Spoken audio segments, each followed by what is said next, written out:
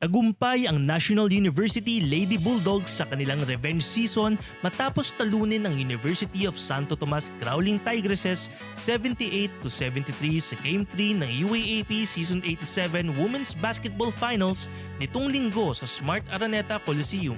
Nilampaso ng Lady Bulldogs ang eliminations at bagamat natalo sila sa UST sa Game 2, ay nakumpleto ng NU ang kanilang comeback at tuluyang nabawi ang corona laban sa Growling Tigresses.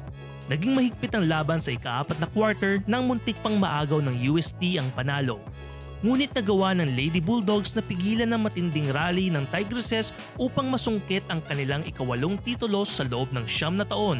Pinangunahan ni Rookie of the Year at Finals MVP Cielo Pagdulagan ang Lady Bulldogs na nagtala ng 21 points, 9 rebounds, 3 assists at 3 steals. Nagampag naman sina Angel Surada at Camille Clarin ng tig 14 na puntos. Siyempre po, sobrang happy and thankful. Pero yun nga po, bonus lang talaga sa akin yung mga awards na yun. Talagang binigay ko lang yung best ko para sa team and para sa mga ate ko. Kailangan talaga is merong mag-step up sa amin. So, I'm really happy lang kasi alam ko naman na yung mga matitirang player is talagang tutulungan kami na mag-improve kung ano man kailangan namin gawin.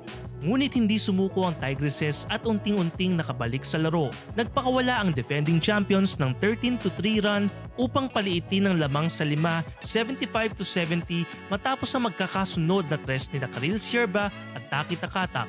Sa natitirang minuto, nagbintis ang floater at potential dagger ni Padulagan. Nakuha ng UST ang rebound at mabilis na naipasa ang bola kay Sierba sa transition. Ngunit dito pumasok si Clarin at naagaw ang bola mula sa rookie ng UST at agad siyang na-foul. Sinelyuhan ni Clarin ang panalo ng Lady Bulldogs sa pamamagitan ng isang free throw. It's the best feeling in the world, especially overcoming everything we have. Nobody knows what we've been through. Nobody knows the effect of ending a dynasty. Nobody knows what it feels like to lose after 7 straight championships.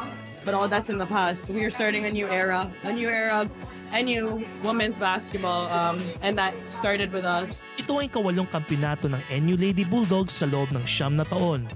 Bago ang nakaraang season kung saan naagaw ng UST ang corona sa NU, ay 7 taong sunod-sunod na naging reyna ng hardcourt ang Lady Bulldogs.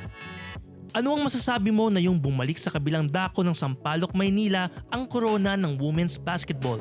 Ibahagi ang iyong opinion sa comment section. For more stories, check out onesports.ph.